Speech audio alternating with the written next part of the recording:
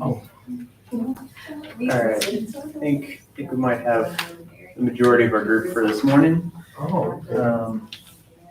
So just to catch up on things that I've added here, I was going through my percentage of populations and realized I was up to 112%. So I realized what I was doing was I was taking the top number of the general agreement on those numbers. So now I've added in 15 to 20%, 35 to 40%. It's not an exact number, but that's and we'll keep doing that in orange. But so I just wanted to catch you up on that. Everything else I think is where we were.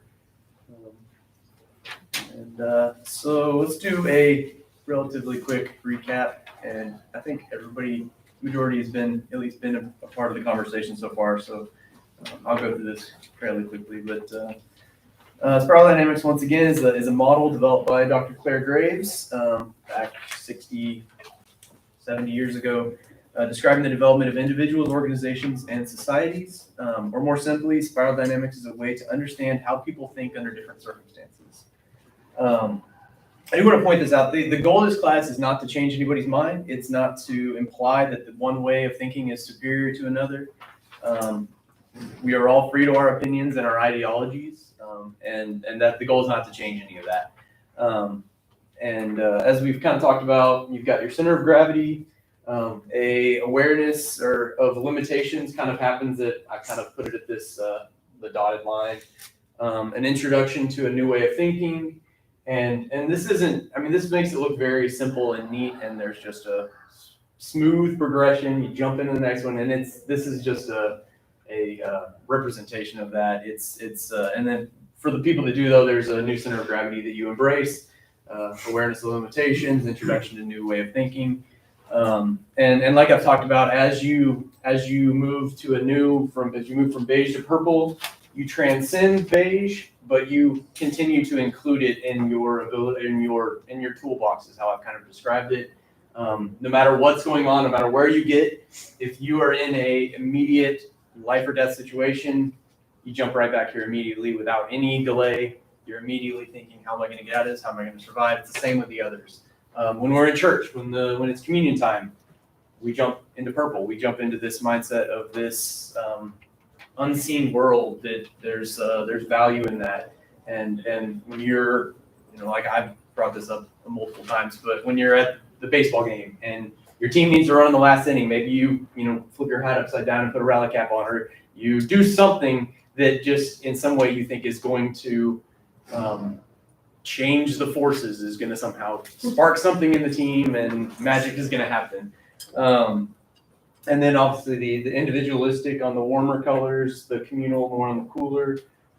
Religion is much more, it's just more welcome, more open to that. More the community happens on the cooler. And also in the individualistic, there's much more self-expression, self-reliance. In communal, there's more of a regrouping under a commonality. And like I've said multiple times, no worldview is better or worse than another. People are where they are based on their surroundings, based on how they've been brought up, you are where you are, and it's where you need to be at the time that you are. Or based on history. Based on lessons from history. Absolutely. Very good, yeah. And like I said, ask questions. If you have comments, that'll make this class better. So anything you have, feel free to send it my way. I'm going to go through the colors. Beige, got about 0.1% of the adult population. Compelling drive is physical survival. Biblical examples we used was David when he was running from Saul, and Joseph once he was on his own from his family. Movie examples: Tom Hanks in Castaway, the book Hatchet. Not what was it? How to or whatever I put up there the first time. You had to be there if you have no idea what I'm talking about. For purple, about 10% of the adult population, the compelling drive is safety with or from the unseen. Biblical examples: Abram and Moses having this connection with God that is able to lead the people.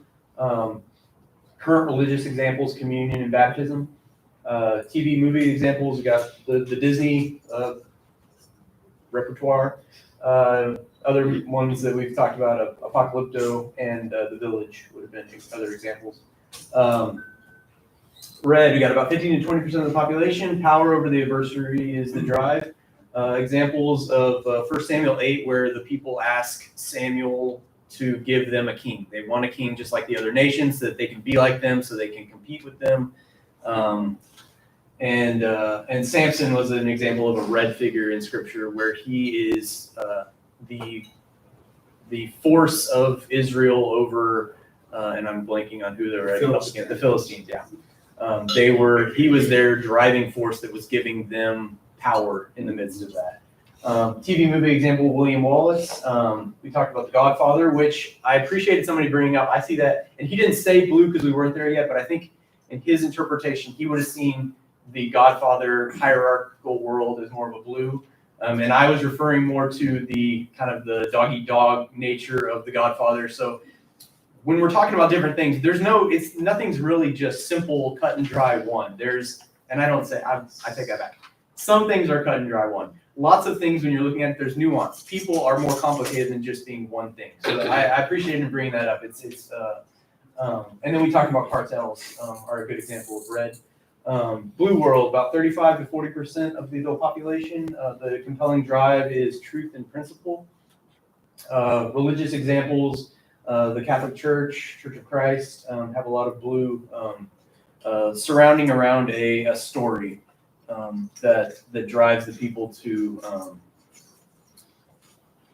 out of the chaotic red into a communal. There's a story that brings people together. It's centered around a sacred text that holds timeless and eternal absolutes that are rooted in a higher authority. For a country, that often looks like Constitution or Book of Laws, like we talked about last week. For a church, that looks like the Bible. We have a scripture. There's this text that is going to tell us how we should live, how we should be in this world. Community holds itself to the code, believing that if order is not maintained, a descent back to red is possible. In the red, leadership looks like whoever's the strongest, whoever's got the biggest sword is the one who's making the rules. In blue, it's the person who can interpret that text, the person who can understand. The lawyer in a courtroom is the person who's revered, also the judge, obviously, he would understand the sacred text also. But the people that can help the group move towards what we need to be, where we need to be, why we need to be. And I went through all that pretty quick.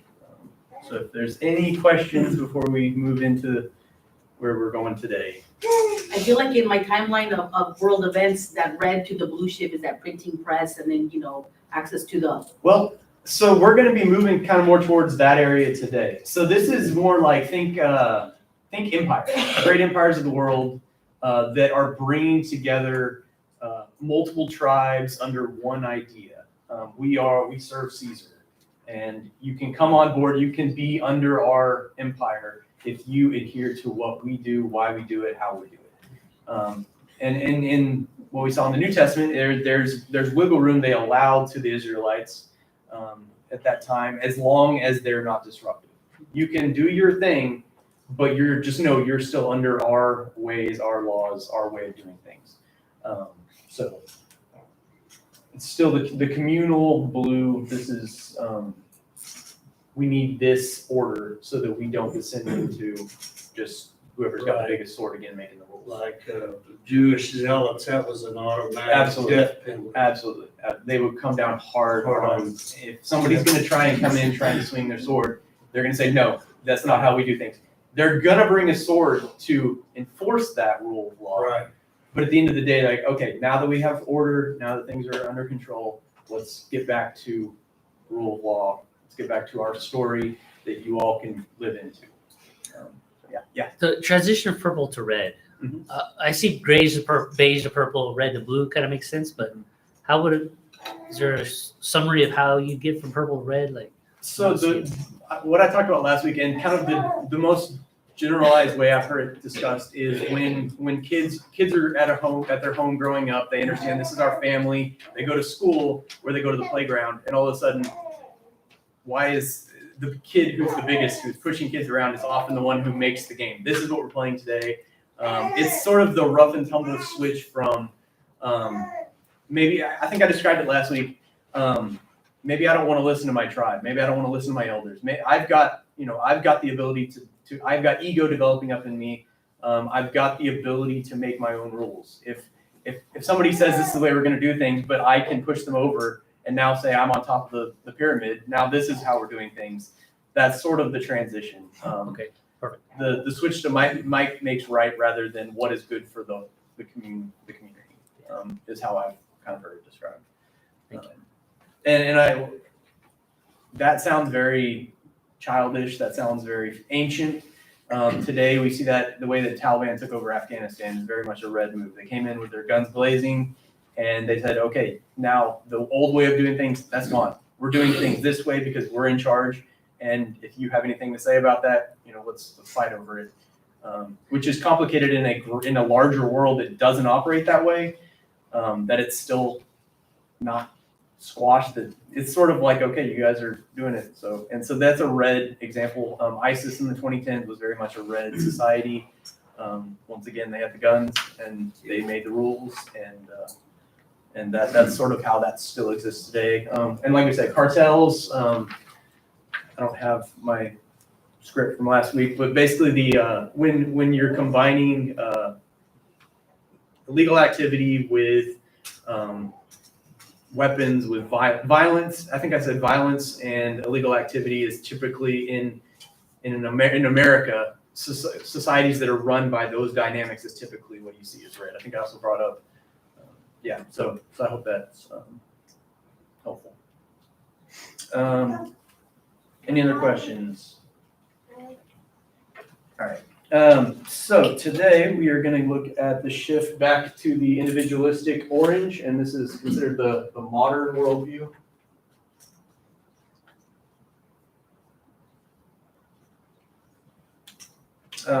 In orange, the story or sacred text that makes a blue community thrive is placed under the microscope. Similar to the shift from purple to red, people begin to wonder if remaining in this community is best for me. There's a desire to become self-reliant, but this time we use our internal capabilities rather than our external strengths. Innovation breeds a desire for personal opportunities that must be explored. You must spread your wings and investigate a new world beyond the boundaries that made you safe and blue. Adult population currently is about 25 to 30%. And these numbers are going to look different depending on what country you're in. This is just a gross estimate over the entire planet. In America, you probably see more of a shift to the higher sides of these numbers. Might even go above as we move on. And the compelling drive is personal achievement.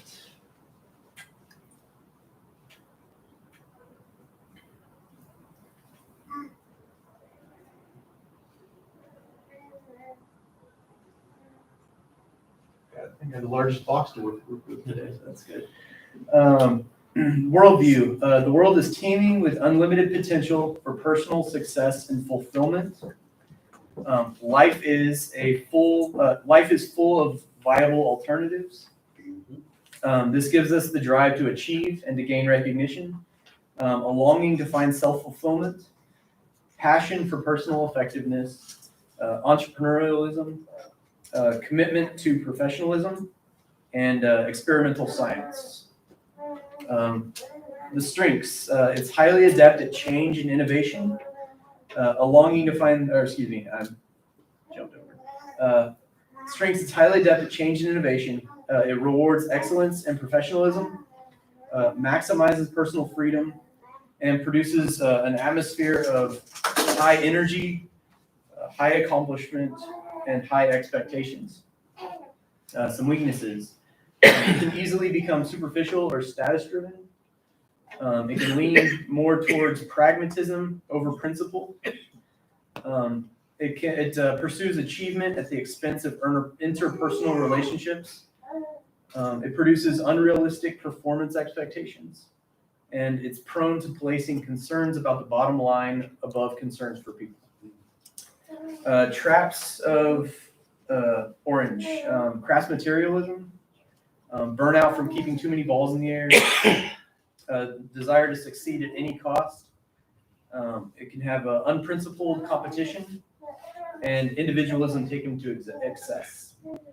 What does this look like in the church? Seeing God as a divine mentor who calls us to our full potential, and presses for a church that dreams and acts boldly, sermons that overflow with how-to insights, worship with a distinctly contemporary feel, and a well-trained staff with strong organizational skills. I want to see a church that is functioning like a well-oiled machine that knows what they're doing, knows how to do it, and is attractive to, the how-to. How am I going to come out of this? I want when I come to church to leave feeling like I've grown, that I've developed, that I've learned something new. Orange is modernity. It's the development of the scientific method. It's the idea of rational, objective thought that can be tested, dissected, and proven. If the blue story is to be believed, it must be proven. Orange is also responsible for the rise historically of democracy and capitalism. That the winner should be the person or company that has the best idea and executes them. We have orange to think or condemn for the neck-breaking speed with which the world has changed over the past 500 years, and even more so the past 125 years. Many revolutions that have occurred, political, the Industrial Revolution, scientific revolution, to name a few, would not have been likely without the internal drive that orange has brought out of humanity. Historically in the church, the Reformation. This is Martin Luther stamping pieces on the church door. Well, maybe not nobody, but it didn't get very far. If anybody questioned the Catholic Church before that, you got put down. This is the printing press. This is where people have a book or have their own Bibles, or have the ability to read and can say, I don't know if what you're saying is true. It was just you can interpret it. I'm going along with it. Now it's wait a second. It puts the doctrine under review. There's a desire in church to be who God calls me to be. And this is, over time, but this is the explanation, in my opinion, for the megachurch. You have a well-oiled machine that is bringing people. It's got, it's got the programs, it's got the people, it's got the kids,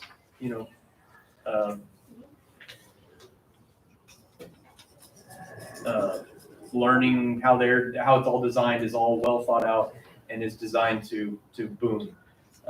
Like a big business. So like I said, biblical religious example, Martin Luther.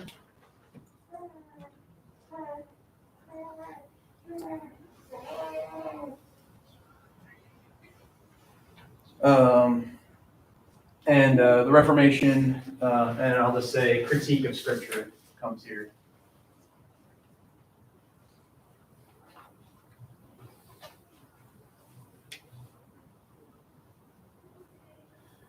This is also the American dream. This is, if you can dream it, you can achieve it, that kind of concept. Movie, TV examples. One that I thought of was Gordon Gekko from Wall Street. Yeah. What is that movie? What is that movie? Yeah. Are you asking, or are Yeah, you? I've never heard of Are it. you never? Okay, so it's sort of the critique of Wall Street. Sort of, it's lack of care for the little person. If you've got the most money, if you've got the best idea, if you have the best way of doing business, you can crush your opponent, and that's okay. Right. What was the line that he said? Greed Greed is is good. good. Yeah, that's right. So, right. Another one I thought of was, and if you've never seen this one too, I'm sorry, but Daniel Day-Lewis and There Will Be Blood. Oh. The Manifest Destiny. I would say.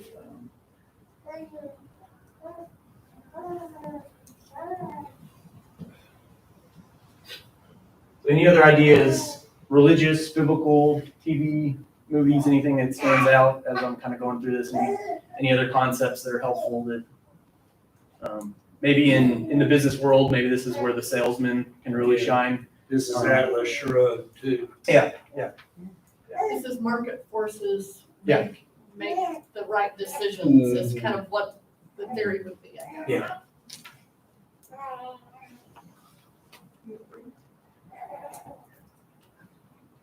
So would you say a monopoly is a cross between red and orange? I would say it's mostly orange because Yeah. there's not the Yeah. strength aspect. I mean, there is. Well, that's a good point. That's a good conversation. Because it's mostly a mental game. I would put it more in orange, but there's certainly a red core behind it. That crushing the adversary is that. Well, and you said you keep your red even though you're past red. Yes, for sure, absolutely. So as a tool. Yeah. I would keep my red. And the ego that develops in red, there's a piece of that carries over. Yeah, I was gonna say, there's a reverting back to components, so that you may be blue, but you revert back to red Yeah. on occasions. Yeah. Or orange reverting back to blue or red. And blue, when somebody questions your story, when somebody questions the Bible, it's not uncommon to say, no, or that fire comes up inside of you and you say, no, you're wrong, or worse. But yeah, you easily can shift back and forth. It's not just when you're not just dropping back here, you're dropping back to everywhere along the way. And I haven't spent a lot of time in this, but it's also possible for you, it's healthy to go through all these examples. Sometimes our society calls us away from red, especially. It's not uncommon for people, I would say, it happens sometimes where people skip a certain stage because they're led away from that. I think of a lot of people in the church are kind of geared to switch over from the family group to the story group. And if you never experience the ego stage, and what I talked about earlier, I want to make sure I say this right. It's the empowerment that you experience in red to overcome obstacles instead of letting them potentially overwhelm you. If you don't have a sense of ability to step away from a dangerous situation, to the inner strength to get away from something, if you miss things along the way and you don't have that tool to use in your later life, that can be detrimental and can get you, you can be pushed over in some ways without that. So I hope that I kind of just. So a little threw red that is in. good. A little red is good, and yeah, there's healthy ways to do these, and there's also unhealthy ways to do these. So I was thinking about, in the early days of the NBA, when the NBA was big, it was about this is a team and we're trying to win things as a team. Yep. But it's all here. at this stage in the NBA, the orange feels like it's all about me and my personal achievement and me getting my contract. And Right. I don't have to be part of the team until you realize I do have to be part of the team. And maybe you evolve. I don't even know what green is, but you evolve out of that. It's all about me. You got to build a brand at the same time you are doing all your other things. That's all orange thinking. When I'm going to be playing for maybe 8 years, what am I going to do the rest of my life? If I build a brand, I've got the Michael Jordan, example. He is a brand. He is an industry in himself. The self-made man. Right, and and I would, if we have time at the end, well, no, I'll just go into it a little bit. Okay, so I love the idea of sports, and that's what I enjoy. But so you've got the red concept of the athlete. You got to bring out your strongest self. If you're a boxer, if you're an individual sport, you only have to stay here because you don't have to worry about the team aspect. If you're the strongest, you're going to win. Blue is what brings people. It's the idea of we're a part of something larger than ourselves. We appreciate your red, your strength, but let's harness it. Let's focus it. Yeah, there is no I in team. Mhm. And then you've got, and obviously for individual sports like a chess or anything that's more, thought minded, that would be orange. Green is complicated in sports. We'll get there, but yeah. And we could, any topic we could bring up and kind of go through. That would be fun for me. I don't know if it would be fun for any of you. Chess? Yeah, chess would be just a battle of wills. Who's got the strongest mind? Who can? That's orange though, right? Yeah, absolutely. And I mean, there's the power over the adversary, but it's from a intellectual. I want to outthink you. I want to embarrass you, but I want to do it with my brain. That'd be for golf wise. Yeah, in golf, yeah. Well, and it might be like an older athlete who's learned that they don't have the red power anymore, Yeah. but they can still, Right. use their Yeah. knowledge of the game. Yeah, and there's always places on teams for older athletes who are may mostly be on the bench, but they're bringing their know-how. They're Right. bringing their ingenuity. They can outsmart the opponent. Hey, 20-year-old who's just come on the team who's got more athletic ability than I could dream of. Here's things you can do to outsmart your opponent as well as out-athlete them. How's your coaches? Yeah, Yeah, exactly. Yeah, look at what Pujols and gosh, first baseman for the Cardinals, Goldschmidt, Yeah. have done Mm-hmm. for the Cardinals. And gosh, they're almost 40 years old. Yep. Both of them. And I guarantee most of what Pujols is doing these days is outsmarting the pitcher Yep. or outthinking him than just Exactly. out.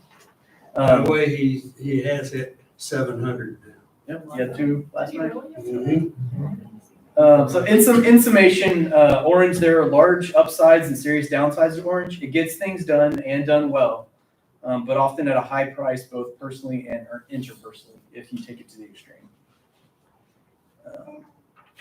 The green. I'll put it down as pluralist. I've also heard it described as postmodern. And I think a good way to, as we kind of transition this, and I know I've said this multiple times, this is not necessarily something better. It's a response. It's a turn from this move. Now we're going this way. This is a reaction that people have, that society has to prior ideas. We're shifting back to a communal mindset. After all of the individual breakthroughs and advancements that Orange contributed to our world, the shift into green begs the question, who and or what was left behind, and what are we going to do to fix it? There's enough food for every person on the planet. Why is not everyone fed? There's enough housing. Why isn't everybody sheltered? There's enough medical knowledge. Why are people still dying from preventable diseases? There's enough available land. Why are forests still being chopped down? At its core, green seeks a shared, equitable existence for all of creation. Honor all of the peoples of the earth along with its natural resources. This is about 10% of the population.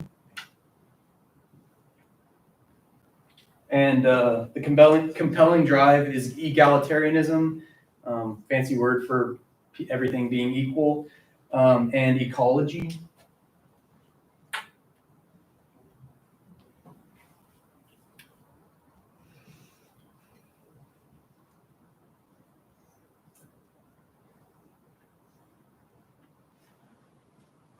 Worldview. The world is so interdependent now that every life form and individual is a cherished treasure.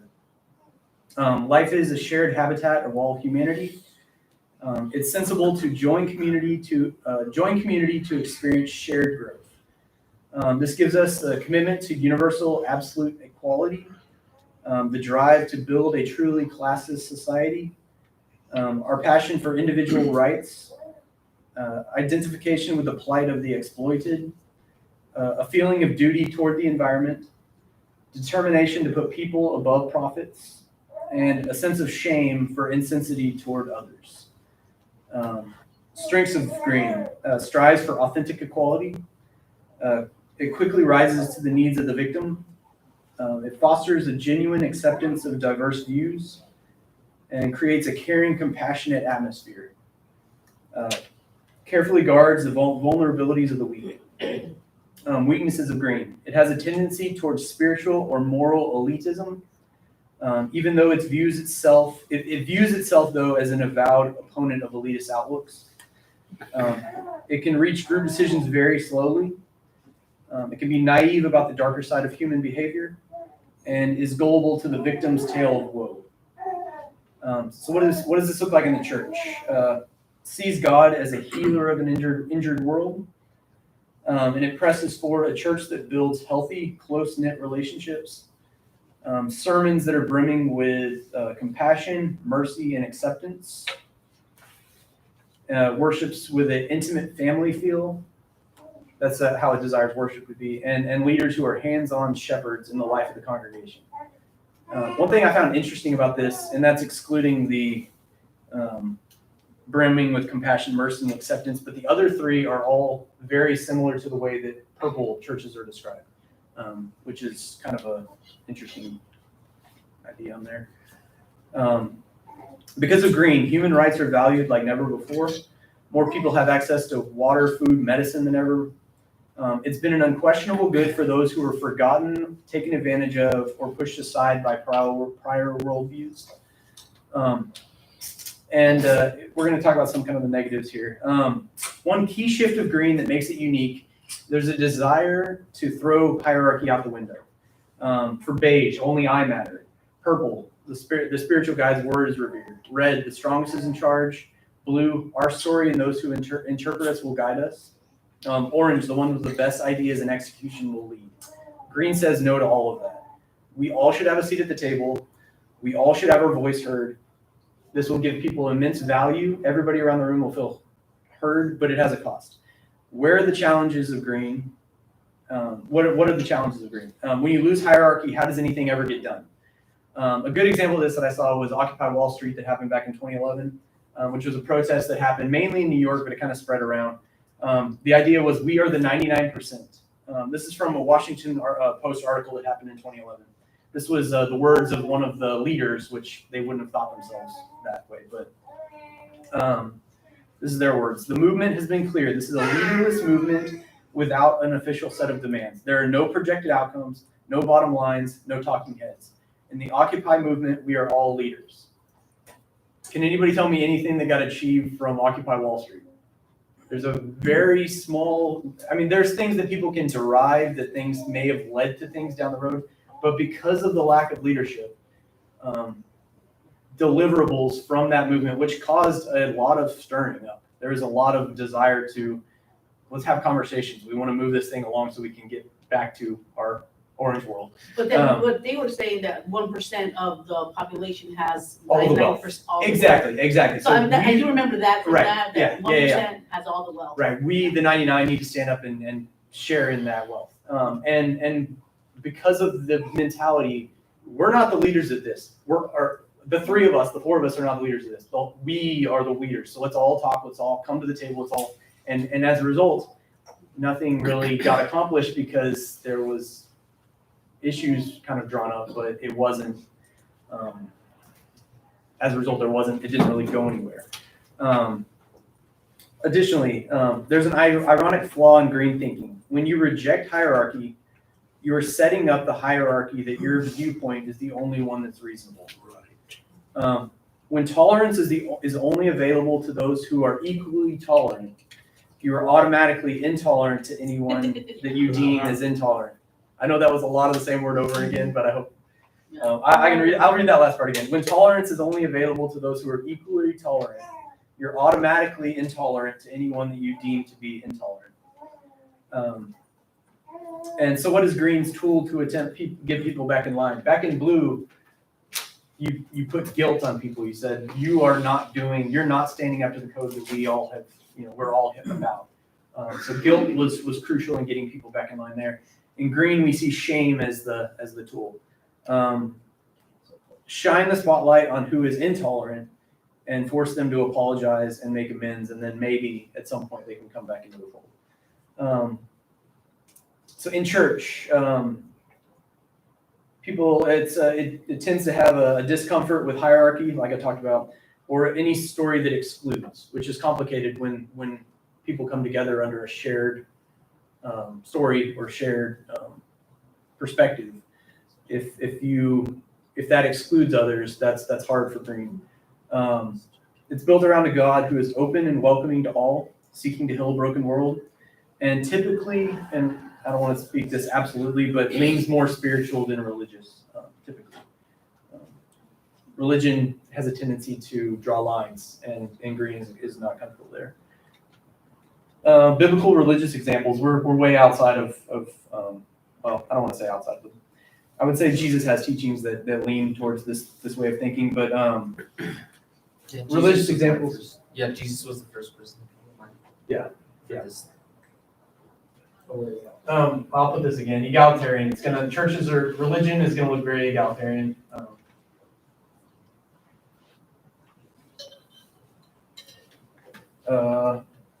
And it's going to be rights oriented. A lot of religious groups in this world are going to have causes they're supportive of, and loudly so. Can't think of talking.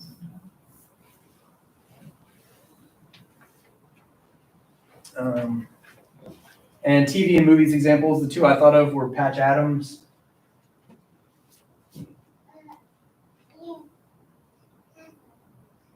And from Jurassic Park, Jeff Goldblum's character, I got a quote that's going to summarize it just beautifully.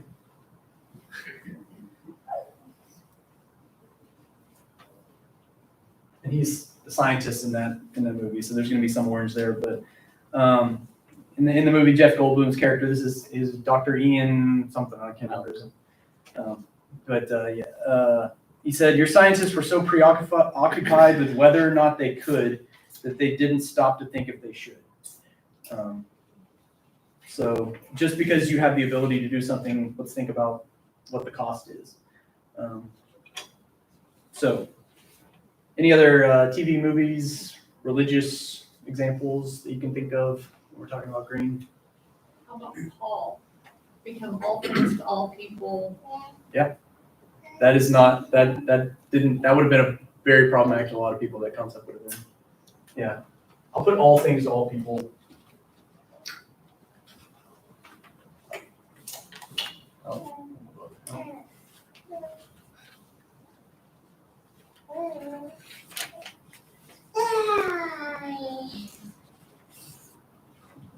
I met this lady about 10 years ago at a conference, and we were talking, and she said that she valued all life forms. So we were very curious. We started asking her, what if there's bugs in your house?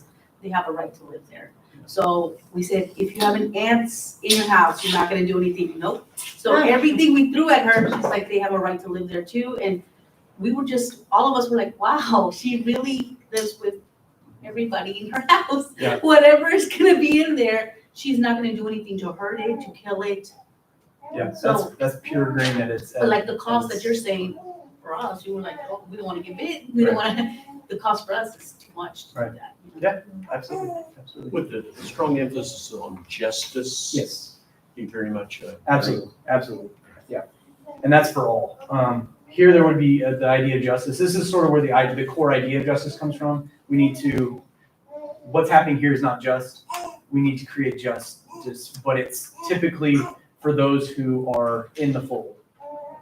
We want justice for them. If you're outside, maybe if you're at the bottom of the hierarchy, it may not be as important. Green, it's universal. Yeah. Which is problematic because in our world today, with the internet the way it is, we hear stories that happen across the globe. If you're going to get upset about everything that's wrong, being green in this world, if you have, Twitter or whatever, your entire day is going to be built up on this is not right, this is not right. And then a common move of green is, but don't you care about what's happening here? I hear you talking a lot about the problems that are happening here. What about the problems that are happening here? There's too much injustice. It can drive a green person crazy. I was thinking another thing that would be kind of interesting is generations. Mhm. And green to me seems like a Gen Z Yeah. group. Yeah, that would be very much where the center gravity lies. Would it be a true statement like, I mean, we all know that like different churches don't get along at times. But like a church is sitting, and you get the color, but the church generally speaking sits at green. Because you said this can apply to organizations and stuff like that. So you have a church that's primarily green and a church that's primarily purple or whatever, you pick the color. And it's like, if your perspective is A and my perspective is X, It's tough to get. it's That's where. hard to bridge a gap of Yeah. mindset. Yeah. Next week we're gonna talk. We're gonna dabble here for a little bit. This is 1% of the population, 0.1% of the population. So we're talking about a very small minority. We're gonna go here, but then we're gonna spend a lot of time talking about the conflict that exists. When you've got 35% of the 35% of the population warring with 10% of the population over, is my story correct or are all stories correct? I mean, you see that. I mean, that conflict exists all over the place. It's not just church to church, it's someone who may be blue In the church. in a green church. Yeah. Oh, yeah. Is gonna feel tremendous. Yeah. In a blue church where, the Bible is what the Bible is, and somebody's coming in saying we should have women doing something. Churches divide over all sorts of things over all of this, but there's different worldviews coming in, and churches, one of the difficulties of a church is a church is going to settle. This is for organizations, for churches, churches have their center of gravity somewhere along here, and people coming from different sides and different perspectives. That's all conflict that is coming from.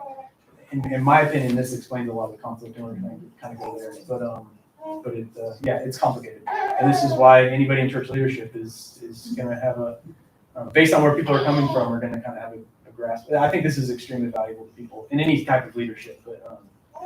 But if you can understand where people are coming from, you can sort of address their concerns. You can even explain it. We are here, and I appreciate what you're doing. I agree with what you're doing. Is that right for us where we are now? Those are a lot of the conversations that happen. So yeah, this is a lot of explanation. Conflict. I'd love to think that any conflict you could put on here, that may be overstating it, but yeah, we're gonna spend time there talking about the next week. Any other questions, comments? I think the bell's already rung once or twice, so. Sorry. I like to talk about this stuff, so. Well, I'll pray and then we'll get out of here. Lord, thank you for this time. Thank you for our brains. Thank you for the ability to think and process things and dream about ideas and how community can work better. Help us to learn more about you, to understand you better so that we can go into this world and be more loving and more caring, can share with people where we're coming from, understand where other people are coming from, and get along better. Just be with us during the worship. Help us just love you better. In your name I pray. Amen. Amen.